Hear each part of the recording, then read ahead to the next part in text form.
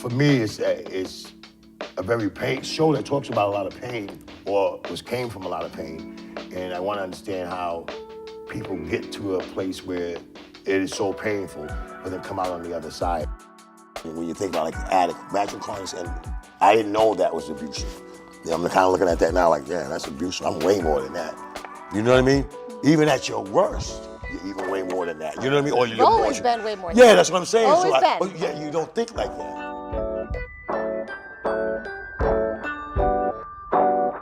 Welcome to Real Talk TV. I'm your host, Garrett Buchanan. Before we begin season 4 of Real Talk TV, we pause to honor those who lost their battle with substance use disorder. To the mothers and the fathers, the sisters and brothers, the children and friends left behind, we mourn with you. Around the world, we acknowledge the loss of so many beautiful souls, gone too soon. We carry their memory with us as we share these conversations, and we dedicate this season to the voices that can no longer be heard, but will never be forgotten. Season 4 is here. And together we're stepping into even deeper conversations about recovery, substance use disorder, and a path towards wholeness. This season we'll hear from families who've endured unimaginable pain, allies who stand strong, and survivors who reclaim their lives. We'll also shine a light on self-love, resilience, and the stories of those who found their way back from their edge. So sit back, lean in, and join us for these raw, real, and transformative stories. This is Real Talk TV, Season 4. Before I introduce my guests, I'd like to give a couple shout outs. First, to Stairway to Recovery in Brockton, to all the staff, the peers, and the members. Appreciate the way you guys embrace me. Appreciate what you're doing. I love the program. Thank you. Also to MORE, Mass Organization for Addiction Recovery, for being on the front lines, for changing laws, fighting for those that don't have a voice anymore. If you haven't heard about MORE, you can look them up, get in touch with them. They're doing big things. Now I'd like to introduce my guest. His name is Ricky Copeland. He's the gambling ambassador for Massachusetts Problem Gambling Program. I met this gentleman at Stairway. We hit it off. I like what he's doing. This is a very new territory for me, but I'm looking forward to getting some information from him about this gambling issue. So I'd like to introduce my guest, Ricky Copeland. How you doing, bro? Good, how are you? Good, man. Can you tell my viewers a little bit about yourself, please? Yeah. I was born in Brockton, Massachusetts. When I was 5 years old, we moved to Taunton, and since then, I have attended Taunton public schools. For high school, I went to Bristol Plymouth, which is a vocational school. Mm-hmm. College, I went to Bristol Community College for a few years, then transferred over to Bridgewater State to get my bachelor's degree in psychology. Cool. Can you tell me a little bit about the environment? What kind of environment did you grow up? Was there drugs? What was the environment like out there, outside the house?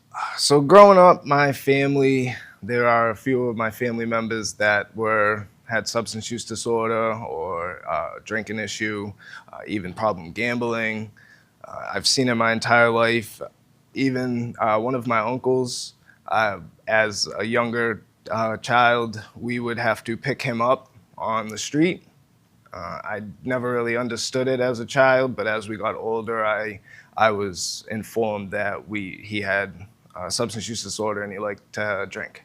Yeah. He chose to stay in the streets and drink, even though he was offered housing, offered a place to stay with my family. And then as I got older, I have a brother that's a few years older than me. He got into the problem of substance use as well, and it tore up the household. You know, it was detrimental to everybody. Did you have both parents in the house? Yes. You had both parents and nothing with them. No, just my brother. Going through high school, experimenting some stuff, and it didn't stop. Let me ask you another question. How did that affect you? I mean, in what way? I know it was there, but how did it affect you personally? As a young kid, I want to say middle school, I didn't really understand. I just saw a lot of arguments, a lot of fighting between my mom and my brother staying out late nights and everything. And then as I got into high school and I started to understand what was going on, he had moved out, but you still see him every once in a while, and it really hurt, you know. So like you basically like you grew up without him, really. No, he was there. I just saw the impact that the substance use did to him. Yeah, and it was just more than him. It just It was affected the family, my right? entire, not my entire family, but a lot of my family members. Yes. All right, cool. Let me ask you something. What inspired you? You're an ally. Like you come in and Yes. you know to the center. You're an ally. You're really good with people and helping people. What inspired you to be an ally, to come around and help people with substance use disorder? Being from the city that I'm from, it was a major epidemic right after high school. I've lost a lot of friends. I've lost some family. I've seen just what it can do to any one person, and I really just wanted to be a voice for them, so that because sometimes they can't speak for themselves. Good stuff. Let me actually, I want to change the conversation a little bit. I want you to talk a little bit about what you do as, the gambling ambassador. Like I said, for me, I know about gambling, and Yes. I just never thought it was a problem. And now we're talking about that it's just as bad as substance use disorder, right? Yes, it is. Tell me a little bit about the scope of your position. What do you do, and the reason why you do the things you do, and how bad you think it is. So my job is to bring education, awareness, and prevention to problem gamblers, specifically ones of color, minorities. That's what the project is for. All the statistics and the research has been done around minorities or people of color. All the statistics have shown that underprivileged cities and areas tend to be affected the most. Do you know why? Why is that? There's plenty of reasons for why. Income is one of them. A lot of a history of incarceration can lead to it. If early upbringing, if that's all you've known, if family. Yeah, that was in my family. My mother used to play the numbers a lot. And I've seen a lot of people when I was growing up running the numbers just to come door to door. Yeah. I didn't know what it was until I got older. Yeah. Tell me a little bit about the whole ambassador thing. Where did it come from? You work for the state, obviously, right? Yes, I work with the state. Work with the state. Right. I work for Gandara, the Gandara Center. Okay. I'm housed at Stairway to Recovery. Yeah. But we work with the state to just address the issue of gambling that has arisen over the last. I mean, it's always been here, but especially with online and them downloading mobile apps and everything for gambling, it's just become an increasing issue. All right. In your opinion, what are the most risky types of gambling? Excuse me. Risky types of gamblers. Types of gambling. Can you name some? There's not a type of gambler that's risky. It's the type of person. Okay. And a lot of times, people with substance use disorder, they tend to have problem gambling. It's all on your. I'm sorry. I'm trying to get the word back. Take your time. Well, let me ask you. Let me ask you a better question. We'll come back to that. How does gambling affect people's mental health, their financial, and their relationships? Okay. So with the mental health part of it, a lot of it is it's the same as substance use disorder. It's trying to fill one void. The unhappy, the receptors that make you happy, they make you comfortable, feel those. So they tend to go to casinos or even just buying lottery tickets. It's an instant rush. Yeah. So if I knew somebody that had that problem, or I thought, what are the signs that somebody might be struggling with that? Well, there aren't any physical signs. That's the hardest part about it. Is anybody can walk by you, on the street. You're not going to be able to point out a person with a gambling disorder or a problem gambler. It's really if it affects the household. You can lose your house, your finances if you spend all your money into gambling. Mm-hmm. It affects the kids because now they can't be cared for the proper way. Uh-huh. Let me ask you another one. what do you think are the most? What do you think is the reason why gamblers could be misunderstood as a problem? Like, what do you think? Well, a lot of people don't see it as a serious issue, even though now it's been classified with the substance use disorder. A lot of people don't see It's it. been classified on the same level. Yes, yes. A lot of people see it as a lesser issue. Is it just saying it's a disease too? Yes, it's part of it. Yes. Why is that? I mean, 'Cause like I said, you may not be physically putting something in your body, but it is still trying to get the dopamine levels up, filling those receptors that really just... the reward system Yes, is the same. yes, It's all the it reward. is. And it's all instant gratification too, as well. And That's it's a big- also what is the manipulation parts? Like people actually like think that they can win for some reason. Some things come in my life, and I'm like, I gotta go play a number or a horoscope. These things. Everybody feels that they have, a formula or some type of way that helps them, or their luck gets better. It's all by chance. You walk by, you see a number, and you're like, oh, I can play that. Or that's my number for today. But it doesn't work like that. It's all random, and that's how the system is designed. Yeah. So how is it rigged? I mean, what do you think the chances of a person really winning? Is it like they're saying the chance of hitting megabucks is like... Yeah, it's like 1 in 1 million or something. That's probably the odds. One person out of every million, maybe, or like 1 out of 1 million. That's pretty much all the odds for that. But it doesn't it doesn't seem that way. Though. Or even I'll an example: scratch tickets. They'll say every 1 out of 5 tickets is a winner. But if they put 2 winners in a row, that takes away the 1 out of every 5. You see what I'm getting at? And then there's also, especially with sports betting, there's odds. The odds to sports betting. Tell me a little bit about the sports betting. I don't know, like what arenas are... So you bet on football, you bet on players, you can, it's any aspect of a sport you can bet on, whether it's the game itself, or even in the Super Bowl, sometimes you have the coin flip, the halftime. You can bet on the coin flip. Yes, they really opened it up for you to be able to. So you don't have to actually know the sport to bet on sports. Let me ask you another. Do you think they're grooming the young people to get into it, and how are they grooming the young people? Yes, I do.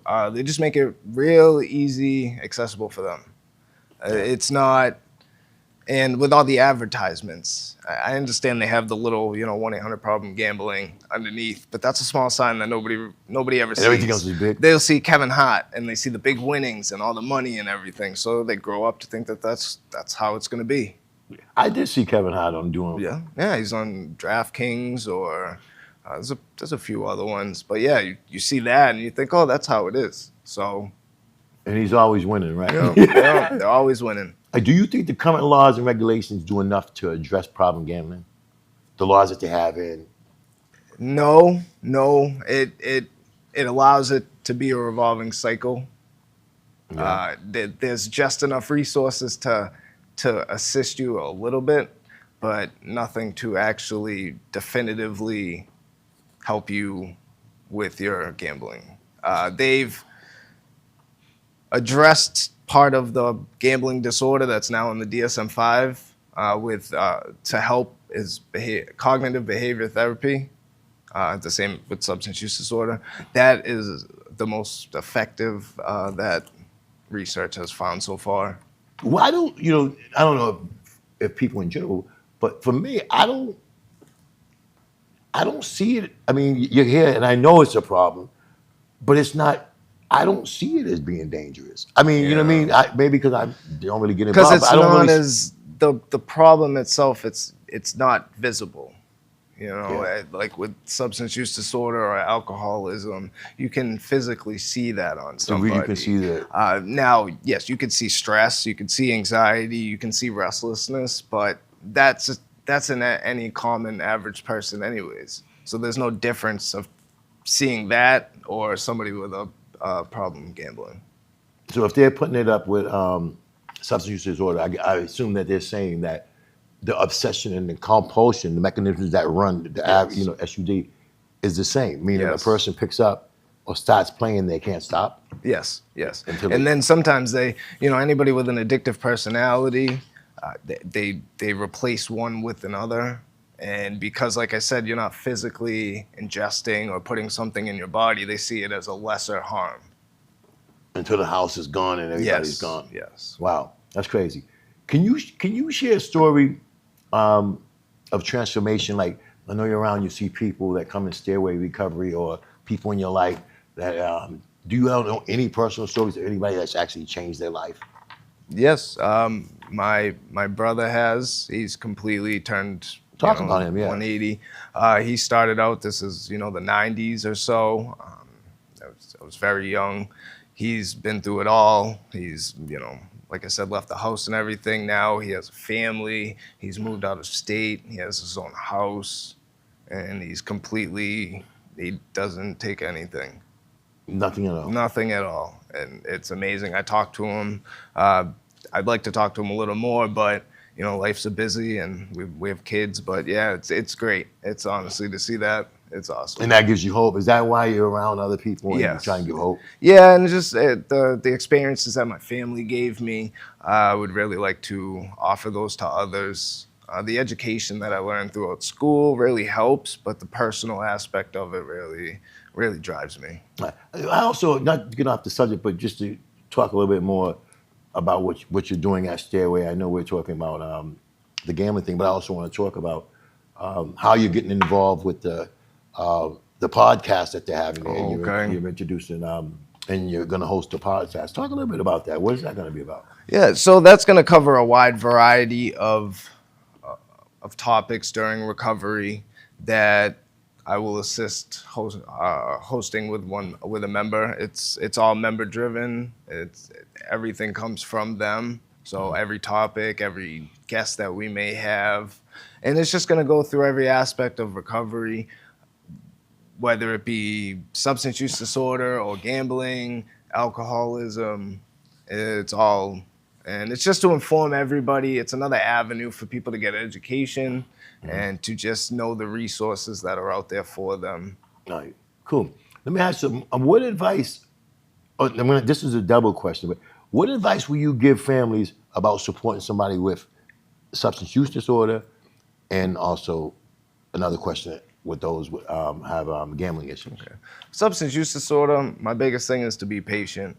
It's work, it is. And as much as you think you may have failed, you shouldn't give up. And it comes down to the person themselves when they want help and when they want to get ready. First thing is asking for it.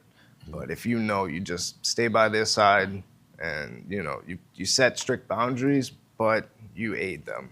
Yeah, you aid them and not help them. Yeah. Use that. I did that for a while. You know what I mean? Yeah, that's good. So if there's I have like 5 minutes. I have enough questions. Do you have any questions or anything else you want to say? I just want to say, thank you for having me on here. Yeah. Thank you to Stairway to Recovery for allowing me to have this position to go, throughout the state, spread the word, spread awareness to everyone. I've met a few people along the way that, didn't understand having a gambling problem that now do, and the resources that are out there. If people wanted to link up with you and wanted to have you go speak or go talk to one of their maybe schools or venues, how are they getting in touch with you for that? They can come down to Stairway to Recovery. I'm at 90 Main Street in Brockton, or you can call me. His number will be up at the end of the show. Yeah. More information about gambling will be up at the end of the show. But before I do end the show, I definitely what I wanted to do was give you all the time that you need. Spread any message that you want. To somebody. Okay. Say if somebody that needed help or with substance use disorder, or somebody that needed help with gambling, well, you can give them a message now. Okay. Don't give up. As much as you may think you're at rock bottom, there's always a light at the end of the tunnel. As much as everybody, I know there's a bad stigma towards substance use disorder in particular, but there are people that are willing to help. I understand the resources aren't advertised as they should be, but they are out there, and you can find somebody that is willing to help you to find a better life. It's just a healthier way of living. Gambling disorder as well. There are limited resources, but they are out there. I am one of them. There are a few of us that travel around the state spreading gambling awareness. We are not clinical, Okay. but we can offer the numbers and places that are clinical that can help. That can help. You got resources for them. Yes. Cool, man. I appreciate it. Appreciate you coming. We'll come back again. The podcast that he's doing out of Stairway to Recovery is called Elevation Podcast. When is it going to be available, you think? When is it, the first one? The first episode will be sometime the middle of September, between the middle and end of September. And we will introduce Stairway to Recovery as a whole and what we do as a program, all the resources that they offer inside and outside. Yeah, good stuff. And before I close, I want to say, I've been to a lot of different programs, a lot of different peer-run centers, and one thing I do admire about Stairway is when I went there, the love was at the door. I remember Ginger coming up to me and people coming and grabbed me and kind of like immediately gave me the tour. You guys embraced me like immediately, and I'm saying, man, the love, that's what kept me going back. Everybody's very welcoming there. Even on my first day of work, everybody was willing to help, teach me anything that I needed to know. Even, just giving me information about the members that will help me do my job better. Yeah. All the list of resources. So everybody there is amazing. It is amazing. And I say that because if anybody really wants to see how the peer center should be run, and I'm not just talking about the mechanisms, I'm just talking about the love that connects, man, that connection. They need to walk through the doors of Stairway. You know what I mean? Because I've been to a lot of places, and a lot of time I go in and it's cold, distant, and that wasn't the case for me. You know that I really mean that. I enjoy, meeting you, and I look forward to coming and seeing you smiling. We just, it's like a family. It's always a good time. It is. I look forward to seeing you hanging out and all that, and it's just a good thing for me and my transformation. And even, I reached you. Even if you reach one person, that's one more person than we had before. Yeah. That's one more person that can be saved. That can be saved, yeah. Yeah, exactly. All right, so we just thank you for watching the show. We have a lot more coming this season. I'm going to talk about self-love. I'm actually doing a group, men's group, or just a group at Stairway to Recovery called Self-Love. You're welcome to come. It's every Friday at 12 o'clock. I want to talk about that stuff because that stuff is what's to help me to change and do some real profound changes from the inside out. And so I wanted to bring people on that's going to talk about that type of pathway. We're going to talk about all types of pathways. And for more than anything, I know in the previous shows we talked to those that were dealing with substance use disorder and those that were in recovery. But I really wanted to shed light more on the families that are being affected by it. Maybe businesses that have been affected by it. I wanted to bring the whole community that's involved and that affected with substance use disorder. So that's where we're going to be heading in this season. And I just want you guys to just lean in and take this ride with me, man. I just appreciate being back. Appreciate WMCT-TV. Appreciate Matt, Ryan, Garrett, Mike. Appreciate you guys, man. For just staying with me, man, through my bumps and my highs and lows. And I appreciate everyone. So just if you know somebody that's out there struggling, look for the information at the end of this show. Find a center where they can go. Give a phone call. And to everyone that's out in the front lines, man, peace. I appreciate you guys. Thank you. Thanks, Matt. All right. You got to do it. Got it.